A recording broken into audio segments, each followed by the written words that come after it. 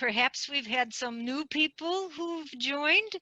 And if so, welcome to the Great Lakes Bioneers Detroit Zoom meeting. So happy to have you here. We are going to start the Zoom webinar number 2. And I am happy to introduce Dr. Victor Carmona. He's Associate Professor of Biology and Director of Sustainability at our university.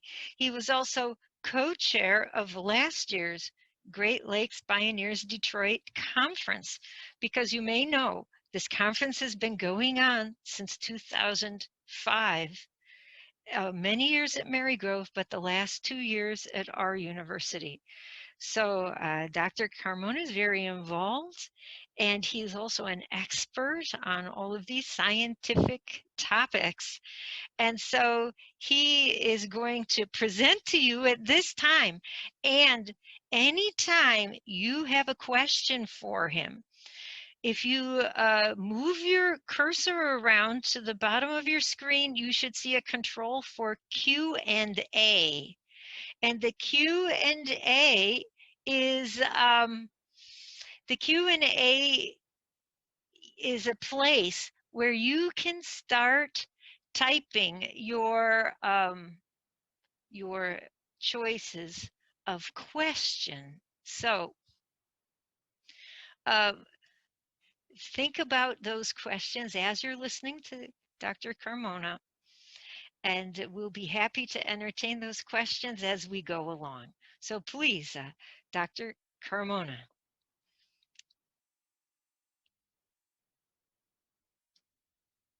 Uh-oh. Hi, everyone. Thank you very much. You should be able to see my screen right now. Can I get a thumbs up if from the panel to see if you in fact can see my screen?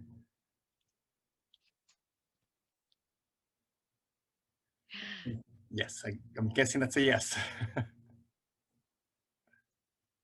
Oh, thank you. So today I'm going to talk to you a little bit about how I'm approaching sustainability. I am the Director of Sustainability for the College of Engineering and Science. Because I work at the college level, my focus is to get scientists and engineers to work together. And that's really hard. And I want to show you a little bit of where I've been successful. And I've kind of prepared an overview so that we have opportunity to have lots of questions. So let me show you a little bit of what I want to do. I would like to start by kind of defining my approach to sustainability. Then I want to tell you a story, which is a terrible habit I picked up from my grandfather, and then break up into the regions that us in the university really tackle. And that's the teaching, of course, in the classroom, but we also carry on research. And then we're also responsible for doing outreach, which we call service. And so I have a couple of stories in each of these to kind of share how I'm working in this integrative approach that I'll describe. And then at the end, I'll wrap up with kind of some concluding thoughts. And then hopefully we'll have Q&A session where I can go into more detail for the stories that you like. So before I get started, I kind of want to show this idea of integrative approach. And I want to start with this image because we're all here at Bioneers, and we're here because we all want to cultivate change. In other words, we're all rebels, right? But I think that our first task as rebels is going to have to be to decolonize collaboration. And this figure, I think, best describes what I mean by decolonizing collaboration. I understand there's an urgency, right? We've been chatting about it in the first session. No one imagined that in the 21st century, opinion would be elevated above science. That even after decades of investment into science, technology, engineering, and math, we still have a significant lack of representation from Black, Indigenous, and scholars of color. So what I'm going to show you today really is not meant to replace or colonize your view of sustainability. And the reason is, it's because inclusive excellence means that both of our views are in fact enriched. So let me show you my 6 and 9, right? Who am I?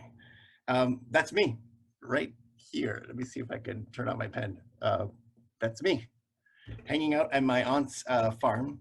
And these are all my cousins. And down here is my brother, my younger brother. Um, and my dad is from Costa Rica. So this actually is from Costa Rica. We're hanging out with my great grandma. And because my dad is from Costa Rica, that's why I like to tell stories. My mom, however, is from Mexico. She's from the north of Mexico, a state called Chihuahua, which is why I'm so tall. I'm actually 6'6". My wife is from El Salvador, and I think that's why I'm so passionate about social justice. Myself, I was born in LA, in Los Angeles, but my parents moved around a lot when I was little. So I got to live in Mexico, Costa Rica, Puerto Rico, Spain, Brazil, and of course the United States, which is where I live now. Um, at my home, we speak more than one language, which I think is why my wife and I are university professors. We really like to solve problems. So the problem that I want to kind of present to you in terms of sustainability is that we really need to start distinguishing between goal-oriented and task-oriented approaches. And remember, the main way to think about this is that it's really easy to be myopic or short-sighted with sustainability. So for example, we've been chatting about this a little bit. The UN says that the best definition for sustainability is the needs of the present without compromising the needs of the future generations. So if you think about it, species extinctions all-time high because of habitat loss. We saw the presentation from Jason and Macy Sarate earlier. In fact, they're calling it the sixth extinction. And it's all because of habitat loss and fragmentation. Climate change is accelerating as well as intensifying climate disasters. In fact, this entire geologic epoch is now informally called the Anthropocene, the age of man. And it's because of our influence on the planet. And by the way, not a good influence, right? But if you think about the message we're getting, it's all about consumerism. Let's buy recycled goods. Let's buy electric. Let's volunteer at XYZ, which I think is a great way to start thinking about these topics. But as we grow in that experience, we should probably, take note that we start to figure out that in the 21st century, there are no monodisciplinary problems. They're all multidisciplinary. So for example, this is data for Michigan. If you're driving an electric vehicle, and I don't know if you saw the new Hummer that came out that's all electric, if you drive that thing here in Michigan, you're still driving on 63% fossil fuels. So you can't create electricity, right? You have to generate it by burning or, another process that liberates energy. So in Michigan, only about 5% of our grid is renewables. So that means that if you're looking at a solution as a task-based oriented approach, you can switch and not buy gasoline. But if you're thinking about the goal, I want to limit fossil fuels, you're only limiting it by 47%. That's the reality. The story I want to share where these ideas come from, in fact, Costa Rica, where when I was living there, I worked as a biologist, as a professional biologist, and I got to meet a gentleman that lived in the Talamanca Mountains. It's a really famous range of mountains because they are very high elevation. These are not very common in the tropics, especially the neotropics. They're about 11,000 feet. For science folks, we say 3,400 meters above sea level. And the whole mountainside can go down to 3 degrees above zero, and that's Celsius, so just above freezing at night. And in the middle of the day, it could be 34 degrees. That's a very hot day at the beach. So you see basically winter and summer every day. And these guys live in the mountains.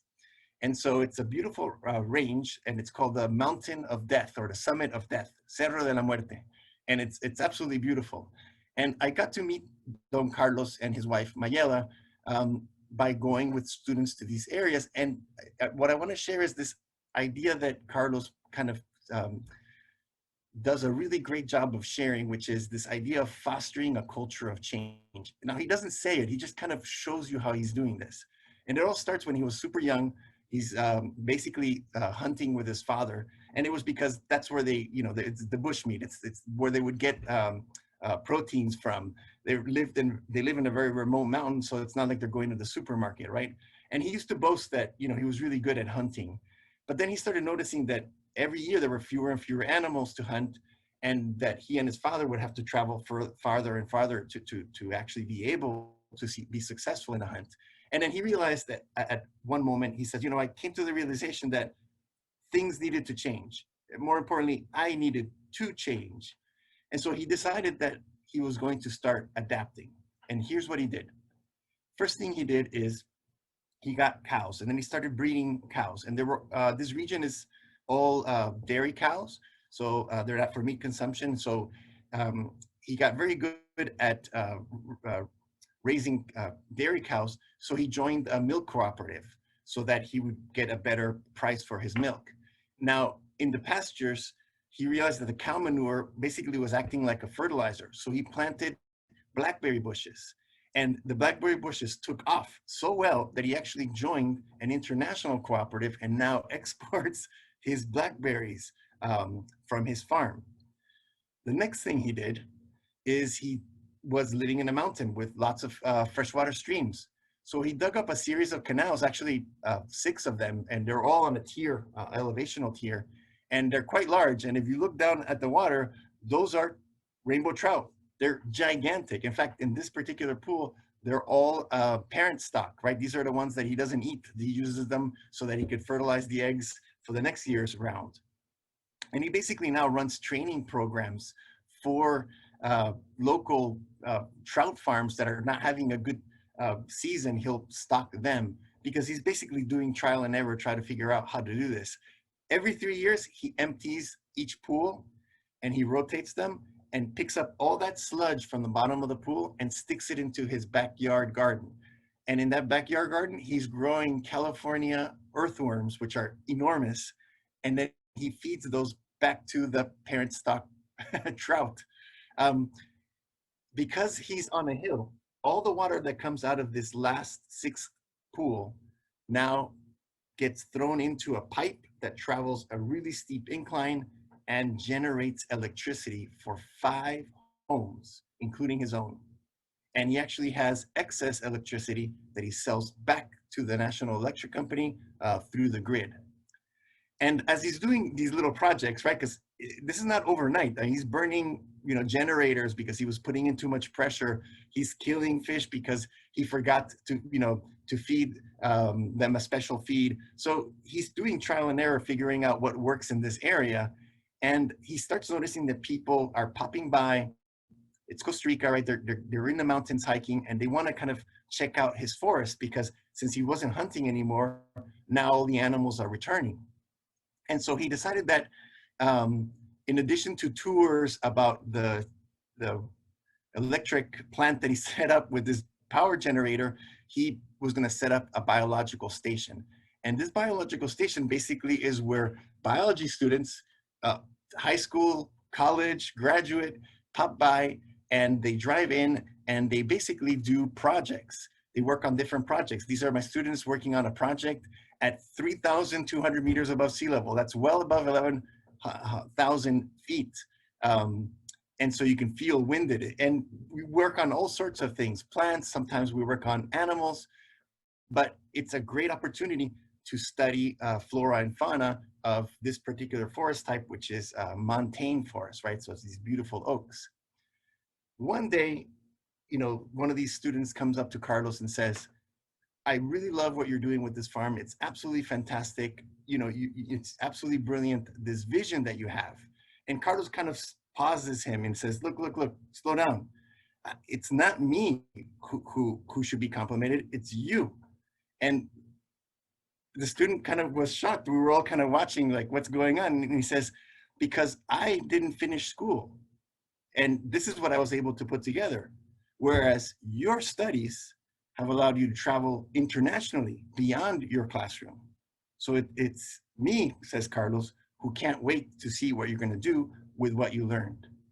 And what struck me about that is that Carlos was basically saying, with knowledge comes responsibility. And I really remember feeling that weight. When he said that, I was like, wow, it's not enough to just go through the actions. The more you learn about a system, the more responsibility you bear to act on that information. So this brings me back to my role here at the university.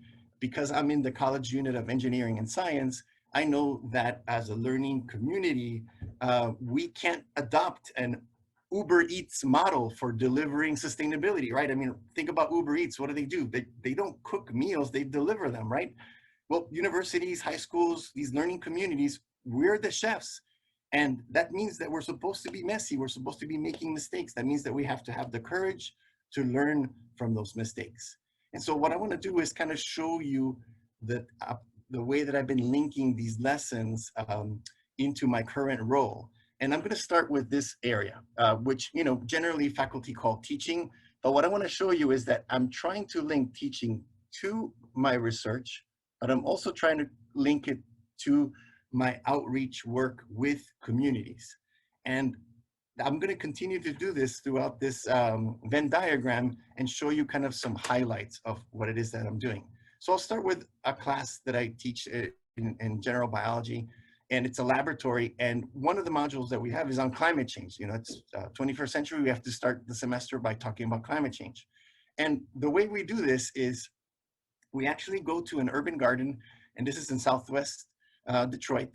This is the Cadilliac Urban Garden, and I work with a community partner. This is Dolores Perales. She is the sustainability specialist at the gardens. She's also a graduate student at the University of Michigan, and she has basically the role of making food available to the community, and they make a lot of food. So when I come down with my TA. This is my TA. You actually get to meet him later on, Caleb. And we ask, okay, what does the garden need to do? What are the problems the garden's having this year? And so we do a walkthrough, and they point at all these problems that are ecological in nature, environmental in nature, and we make notes of them, so that when we return with the class, we're able to show the issues that the garden is dealing with. And because my class is learning about a tool that's used to study paleoclimates, those are old climate, eons ago, some of those same tools can be useful for studying microclimate. And so students design projects that are basically evaluating water stress. Remember, if the plant is stressed out, it's not producing food. That's the leafy greens or the fruit that you consume.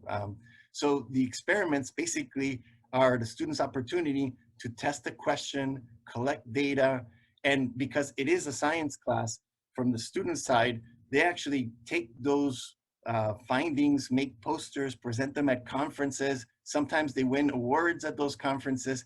But from the side of the community, we give back that information so that the community center, in this case, the garden, can actually incorporate those changes. So if we find that a plant is stressed because it's growing out of tires instead of a raised bed, we recommend, hey, you need to shift these back to a raised bed, and vice versa. If we detect that a plant's not doing well exposed to sun, that it's doing better in shade, we recommend, hey, make this a shade plant next year. And that way that they can improve on the productivity of the garden. Now, I want you to think about what you're seeing here. From the student's perspective, it's research. From our partners in the community's perspective, it's service. We're providing consulting. From my perspective, it's teaching. These guys are learning about what they saw in lecture and reading in the book. So it's this trifecta of all these three areas, all in one spot. We're doing the same thing now with St. Clair. This is a new experiment. This is only 1 year old, and we're working with the Metro Park, and we're focusing on rain gardens. These are areas that basically back here, there's a parking lot, and it drains water whenever it rains into this area before it goes into Lake St. Clair. The problem is that this wet area, this rain garden, is being invaded by two highly invasive plants. I mean, these grow and expand their range aggressively. Frogbit, which you may be familiar with, and Phragmites. And so you can actually see the Phragmites way in the back here, and the frog bit is just all along the open area where we see open water. And there's a lot of evidence in the scientific literature that says that when plants invade a habitat that they're not native to, they tend to change the bacteria that are growing near them in the soil and in the water.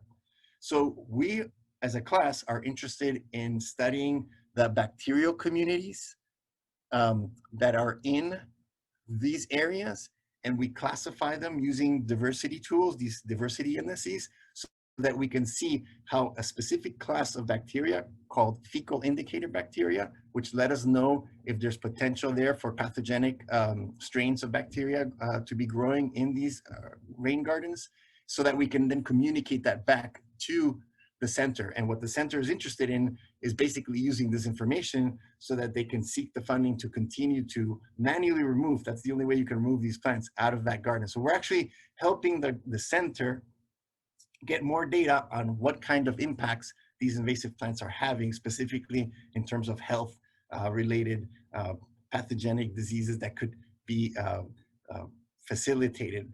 And that's what we're doing as a class. Again, from the student's perspective, research. From the center's perspective, it's a consultation.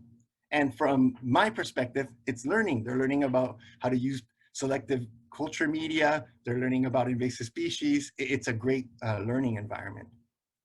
So if I switch over to the next area, which is research, I'm going to do the same thing. I'm going to show you how I'm basically trying to tier that over to teaching and tier it over into community partnerships as well, in an attempt to kind of create the same type of trifecta. And so the first project I want to show you is something that I'm working with professor here in the biology department. He's a plant molecular biologist. And we are working with a community partner. In this case, it's one of these local hive organizations that have a co-op. Basically, they have hives all over Detroit. And these guys actually are quite famous because they get YouTube and Vox videos. And so if you get a chance to Google Detroit hives, you'll see some really neat videos about the work that they do. And what we wanted to do as scientists was basically, my students are right here. And what we wanted to do was use this network of beehives that Detroit hives keep so that we could focus on not the bee, but what the bee's actually collecting for us. Do you guys see this back here? That's called a pollen basket. And that pollen is basically being collected from several different types of plants, species of plants. And so I wanted to know how many different species they're visiting and how often. And so my collaborator, the other professor, basically uses a molecular technique to basically identify which genes we want to use, because we can actually use these sequences and figure out almost like a barcode what species that is. Now, there's a lot of wet lab work in chemistry that goes into that, but at the end of the day, what this means for us is that I can generate, as an ecologist, a map of areas where there's lots of pollen. So what does that mean? It means that these insects have access to lots of resources. That's happy communities, right? However, you can see that in these areas, we have low pollen, meaning that the pollinators there don't have access to sufficient pollen resources. And since these animals are only feeding on liquid nectar, that's a tough area to live. So we're calling these pollinator deserts. It means that if you want to have a garden in your backyard and you live here, you're going to have a hard time growing plants that need pollinators. But if you're growing it in these other areas, you're good to go. And so we're hoping that by collaborating with the center, this community partner, we can actually go to the city and say, look, you need to invest in green infrastructure in these parts of Detroit, and actually helping them identify them. The next project in the research area is actually studying forests, forest structure. And this happens to be work in Mexico, in the state of Aguascalientes, which is an absolutely beautiful state. It's got the Western Sierra Madre Mountains cutting through it, which is a phenomenal forest type. It's a tropical high elevation forest. This is almost 2,500 meters above sea level. So again, quite high. This forest is mainly fragmented and very, you can see that it's not very contiguous, and it's because of many of the practices that are held by local communities, including keeping cattle. And we know, because we've actually measured it, that these cattle are eating. I don't know if you guys can see that this tree has been eaten right here. It went up, but it got eaten and had to resprout. You can see it eaten here as well as here. They kind of get this little J kind of growth where they get munched. Now it's true, the deer also eat them, but the cows are in higher density, so they actually create more damage. And so we're finding that when we plot, and this is, this term cohort structure means, imagine if you're in high school, this would be how many juniors, seniors, how many freshmen. And so what you can see is that there's very few seniors. There's a lot of freshmen is what we would expect to see. This yellow line is what you'd expect to see. But what we're actually observing is this blue line. And what you can see is that there's a lot of trees that are missing. And it's basically because they're not replacing themselves. So here's the fun part. We are using some technology to basically figure out how much damage, how much disturbance these cattle are doing. And we're using images that are captured from drones. So right now you should be seeing one of our drones, that's my student there, taking off in this high elevation forest in the middle of a mountaintop in Aguascalientes. No cell phone, no electricity. And we fly the drone until we get to one of these canopies.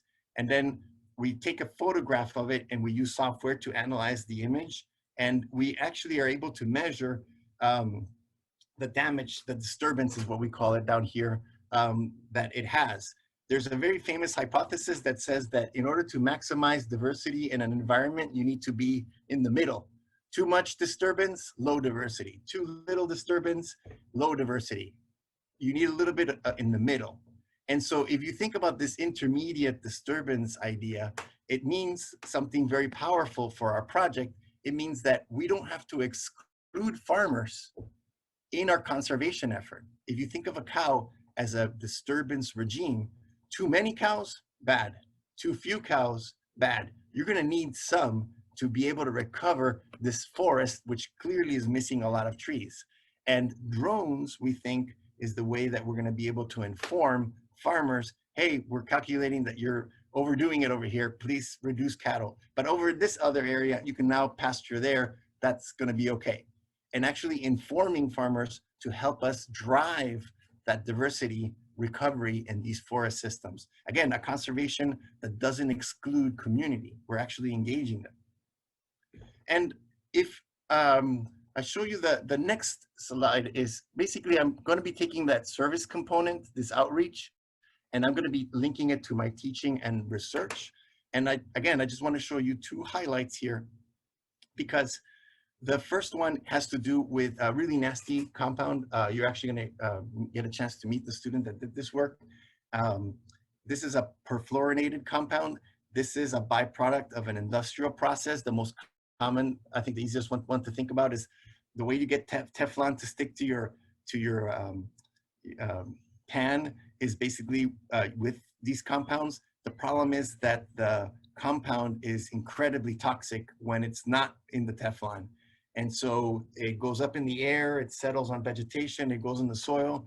Per the EPA, there is no safe level of any of these perfluorinated compounds, yet there are a lot of areas in Michigan and the United States that are just covered in them. So my students started growing these plants, and we used these compounds and stuck them in these aquaponic tanks and grew these onions.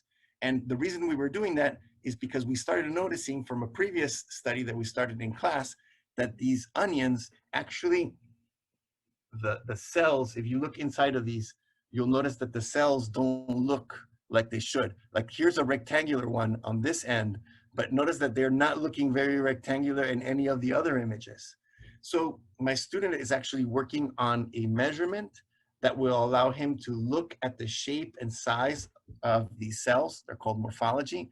and actually measure them in a predictable way so that we can actually come up with a tool. We're not there yet, but we're on our way. We started tinkering with the measurements, but the idea is you will be able to stick an onion into your garden, pluck it out at some moment of time, and do this analysis that we're performing, and we can tell you if you have perfluorinated compound contamination in your backyard. So using onions. And so it's a really cool tool that came out of our class, but it's going to provide a tremendous service, not just for the research of perfluorinated areas, but also in identifying communities that need to do something about high levels of contamination. The last service project that I want to show you has to do with one of the partners that I have in El Salvador, Central America, and it has to do with this bug that you're looking at. This particular bug has a really nasty habit. It likes to feed on blood. And so what you're seeing now is this insect that is eating or drinking rather, because it's on all liquid diet, it swells up. And again, it's like a mosquito bite. The problem is that this thing is more like the size of a grape, especially when it finishes feeding. It feeds at night. It's not painful, but the problem is that when it feeds, if it feeds on a host that has a certain parasite, it can now transmit that parasite. So this is actually the vector species for a really nasty disease known as Chagas disease. And so again, the bug eats, and then at the back here, you can see at the back of that insect, when it finishes eating, it will defecate. And when someone wakes up, they scratch that feces into the bite wound, into this bite wound, and now you've exposed yourself to this parasite that was in the gut of the insect. And this is what people thought, or rather what people think that Darwin got on his last voyage, right? Before he returned back to England, when he was in South America. And because the parasite over time degrades the lining of your heart, and you basically present with cardiac arrest, you die from a heart attack. It takes about 20 years to incubate. Many people think that this is why Hispanic communities have high heart rate, especially in immigrant communities. And it's probably because they've been exposed to this. Insect is native to most of Latin America. It just lives there. It's part of the population. But the parasite seems to be moving now with new vector species, and there's an area of big research. One of my students got one of these data sets for this bug and started studying how land use, and that's what these purple spotches mean. One of these is corn, another one is coffee, and you can actually see the different ways that people are growing food. And the whole idea was to look at land use change and relate it back to the province in terms of poverty. And the reason we were interested in that is because this particular bug that transmits that disease happens to respond to habitat change very quickly. And so we wanted to see what happens when you look at counties that are poorer than others, like the capital city is much wealthier than some of the outer counties. And so we wanted to see what happens in those counties where you have few crop species, and how does it relate back to the insect. And so we were able to create this map. My student actually made this map, and she was also able to take this data of this link between poverty and land use for the study of this insect, and was able to present it at the university where we were getting this data from. Remember, this is an undergraduate student analyzing data for the entire country of El Salvador. And the data was actually published, and we got a paper out of this, and you can see that she's linking this land use and poverty as a way to mitigate, reduce this vector disease in the country of El Salvador. And so here's a student doing research, but is providing a tremendous service by using her discipline to the country of El Salvador and understanding this very complicated vector disease. So what I want to kind of wrap up here, because I want to get to your questions, is the lesson, really the hard lesson learned from the Tom's story. if you're not familiar with Tom's shoes, I really want you to Google this. It's a sad story. You may have seen these shoes in the stores, and what I want to kind of cut to here is the punchline. If you are in an impoverished community and someone comes in and dumps free shoes, because after all, that's what these companies are now doing. You buy a pair, they give out a pair. But what if you're the cobbler? What if you're the shoemaker in that community? And someone from outside of their community is dumping shoes in you go out of a job. So Tom's, in essence, was contributing to extending the poverty, not aiding in improving it. And the problem here is we need to start thinking about growing our engagement. In other words, decolonized collaboration. We got to bring in community partners, and like Carlos said, grow our responsibilities alongside with our knowledge. So I wanted to end with a positive note, and I'm going to show you a poster video from a high school student, because I work a lot with high school students in my service outreach component, and we use science tools to learn how to do science. And this is a high school junior. The project was actually done during her sophomore year, and this is the video she's using to attend video conferences at universities before she was even a junior. So here is Dahlia presenting her project on microplastics in aquatic environments. Hello, I am Dahlia Carmona. I am a high school student at International Academy. I studied the detection of microplastics in aquatic environments using digital image analysis. Microplastics are pieces of plastic less than 5 millimeters in size that can either be manufactured directly or created through the degradation of macroplastics. Growing evidence supports the direct and indirect introduction of microplastics into the human food chain. Our objective was to explore technological applications to detect and monitor microplastic pollution in aquatic systems. We hypothesized that under controlled experimental conditions, microplastics could be detected by means of digital image analysis. We conducted our experiment in an indoor environment using tap water as a control and different microplastics suspended in water as treatments. Using a blender and sieves, we sorted the microplastics by their size, 0.5 millimeters and 1.1 millimeters, which was confirmed using a microscope and a micrometer. We also prepared 2 mixes working with 1.1 millimeter microplastics. Mix 1 used clear plastics, and mix 2 used both clear and colored plastics. Digital images were captured for the following conditions. Size 0.5 millimeters microplastics under flow and no flow, size 1.1 millimeter microplastics under flow and no flow, mix 1 under flow and no flow, and mix 2 under flow and no flow. The digital image analysis was done with Sigma Scan Pro to extract red, blue, green pixel intensities, specifically average and total. We used the chi-square to detect differences between observed pixel intensities and expected. Under both the flow and no flow conditions, average red, blue, and green pixel intensities did not differ among the 0.5 millimeter, 1.1 millimeter, mix 1 and mix 2 microplastic treatments relative to the control. Under the same conditions, the total pixel intensities differed significantly among these microplastic treatments relative to the control. This project demonstrates that, under controlled conditions, it is possible to detect the presence of microplastic pollution suspended in both standing and flowing water by measuring the total pixel intensity from digital images of an aquatic environment. Total pixel intensity may serve as a tool for monitoring microplastic pollution in natural environments, such as the development of a smartphone app that could mobilize citizen scientists in real-time monitoring of microplastic water pollution, or machine learning algorithms that could use drone image information to monitor microplastic contamination in urban aquatic environments.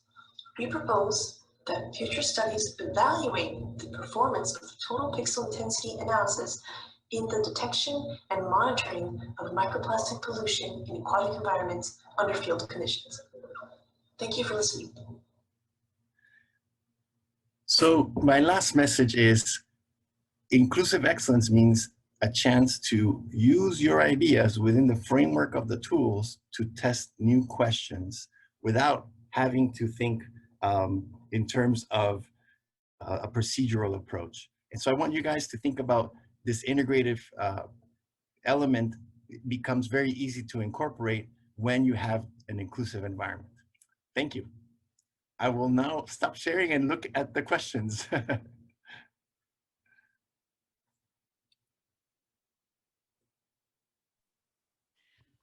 Thank you so much, Victor, for that wonderful presentation. And I'm sure we're all enjoying it. You had so many interesting and concrete examples and so many challenging things that you told us.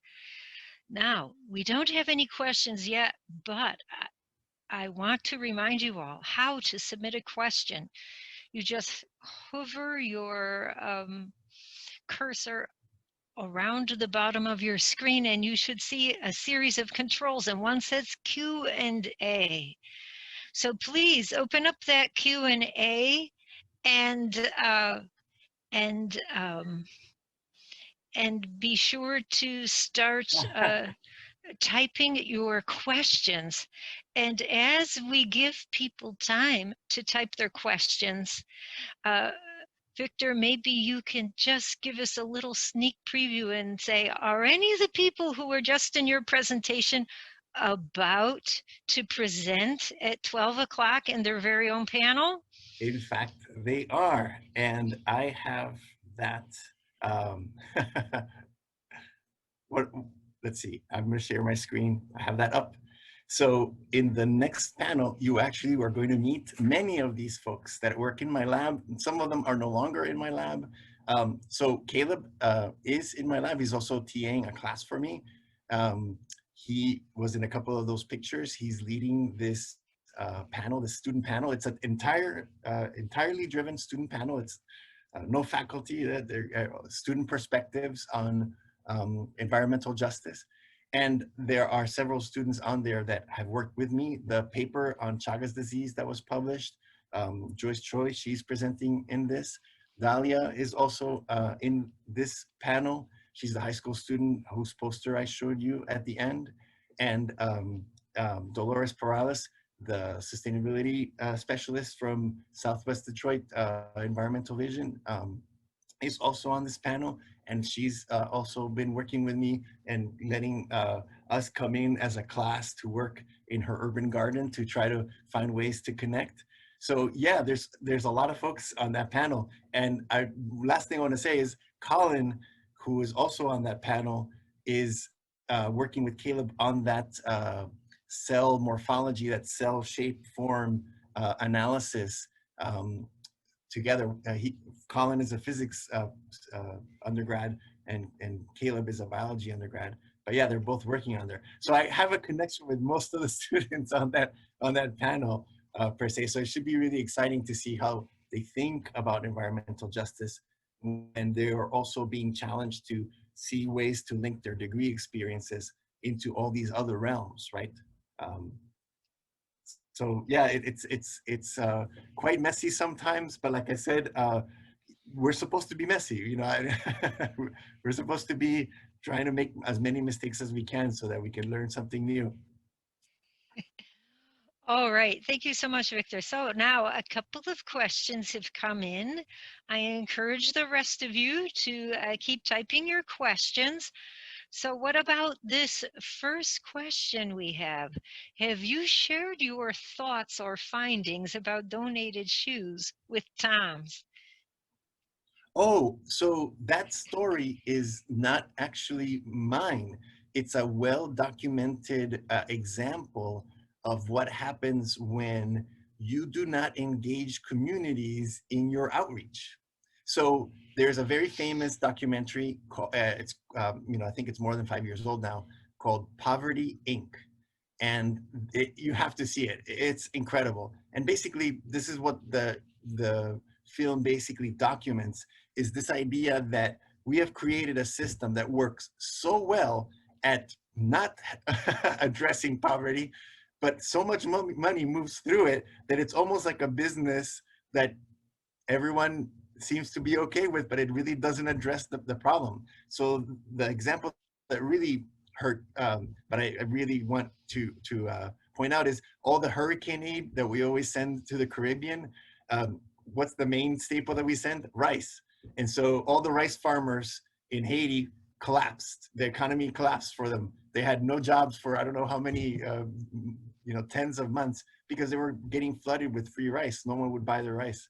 And so they basically were trying to help, but by being there too long, became hurtful. So there's lots of really well-documented examples about what happens when you think in one discipline. And really, that's really what I want to try to get across here is it's okay to get introduced into a problem in your neighborhood, in your community, and go and volunteer and get something started. And I'll point to Jason and Macy as a great example. They started out with one project, but they're no longer doing just one project. They now started branching out. The better and more sophisticated their tools became, the wider the net that they cast. You grow within the scope of your outreach. And I think that they did an excellent job of showing that. All I'm doing is throwing in the tools that come from working at a university.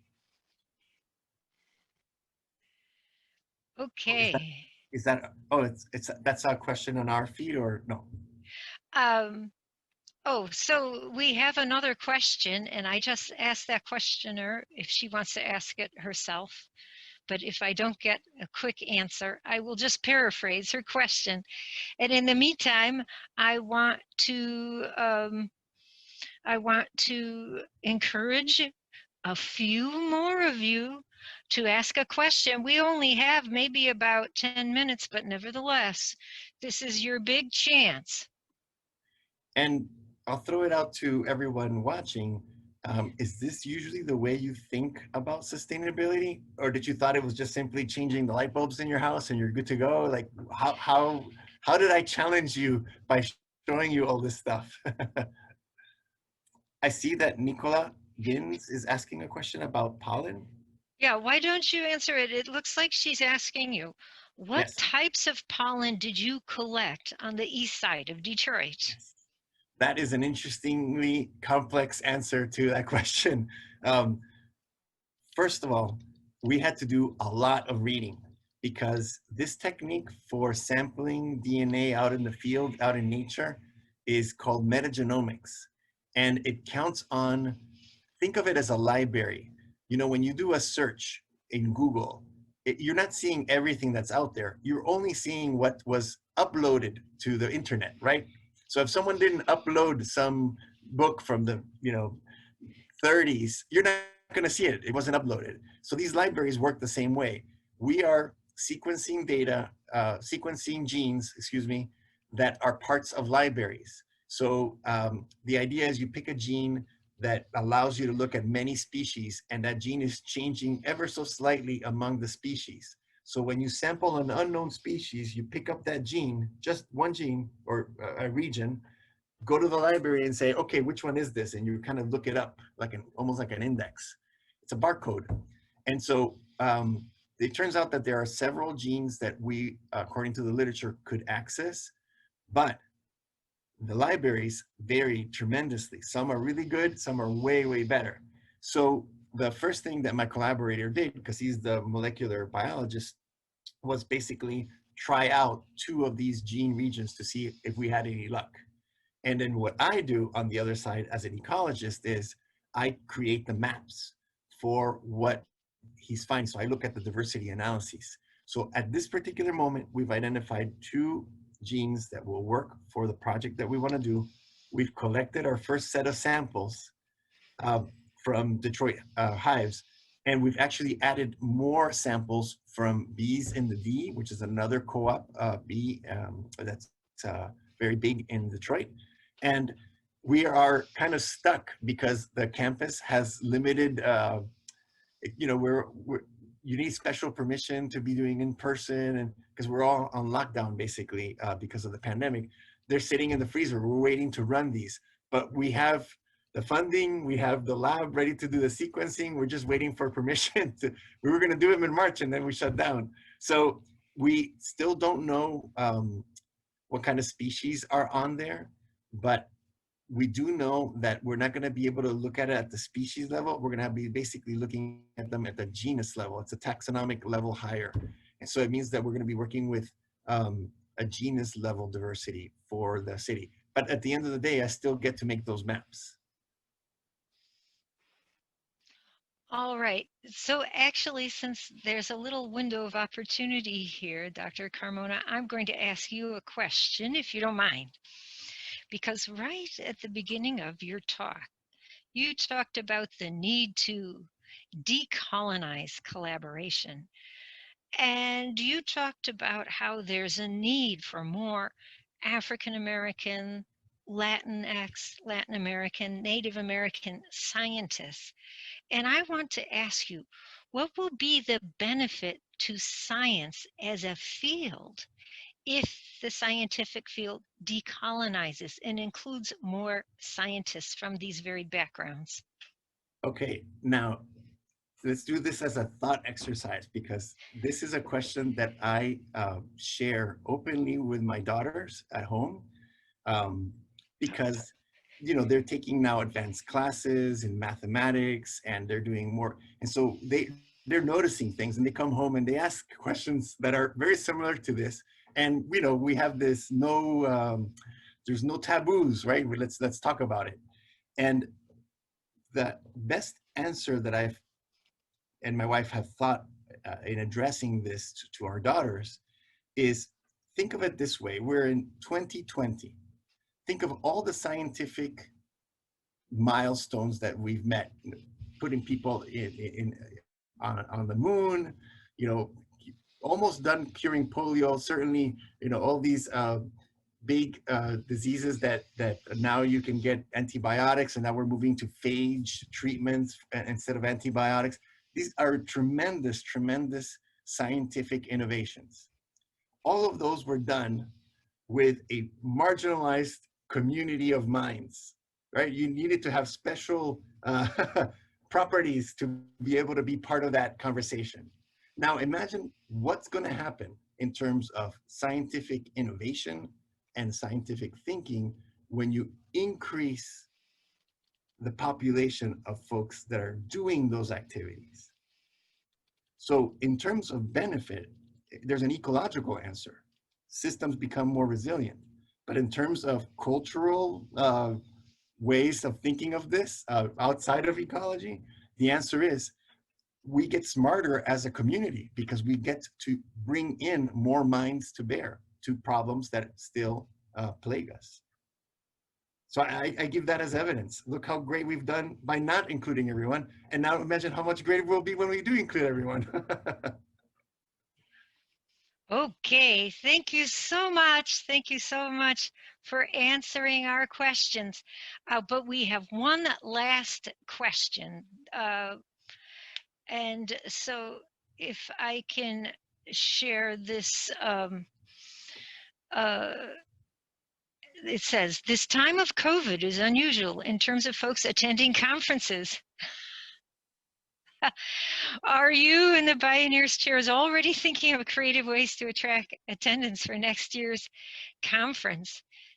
This time has called us to consider what keeps our daily and future lives healthy. So, and I do want to, so I suggest you could, if you have any answers for that, and I can also try to answer. We were, Sister Gloria and I were just chatting about this at the beginning of, before we started the session. So here's the line that I've been telling my students, because believe it or not, this comes up a lot. And so I think this is a healthy exercise.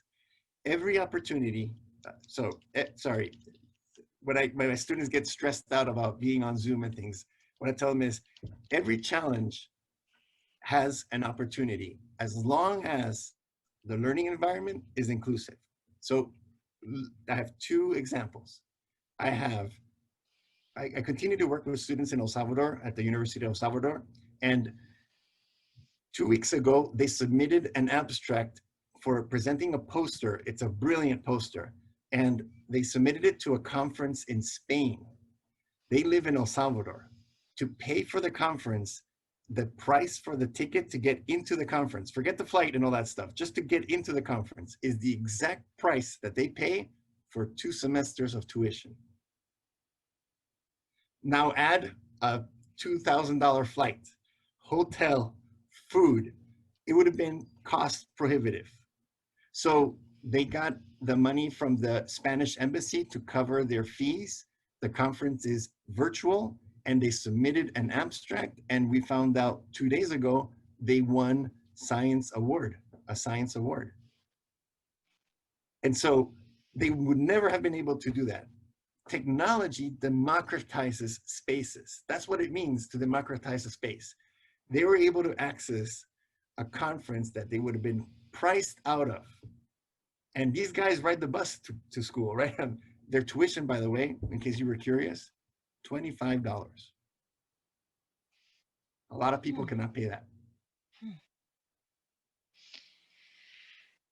Oh, gee. So I think that this virtual component, yeah, you know what? Who doesn't want to be in person? But if you think about accessibility, there is good reason to not lose this Zoom experience that we're getting once COVID is over.